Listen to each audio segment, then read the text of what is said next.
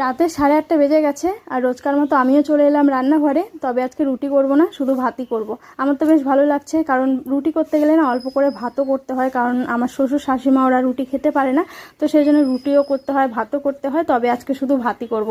তো একটা কথা, তোমরা আমার রুটি করা ব্লগে অনেকে কমেন্ট করেছো যে দিদিভাই রুটি কিন্তু গোল হয়নি, কেউ বলেছে ভারতের ম্যাপ হয়েছে। তো সত্যি কথা বলতে কমেন্টগুলো দেখে আমার একটুও খারাপ লাগেনি, কারণ আমি সত্যিই রুটি গোল করতে পারি না। তবে একটা ভালো বিষয় কি বলো তো, আমার হাজব্যান্ডকে আমি যেমন করেই রুটি ভেজে দিই না কেন, গোল হোক, তেরা হোক, ব্যাকা হোক, ও কখনোই কিছু বলে না, চুপচাপ। আগে তো আমি রুটি বেলতেও পারতাম না, ভাজতেও পারতাম না, এখন অনেকটা শিখে গেছি।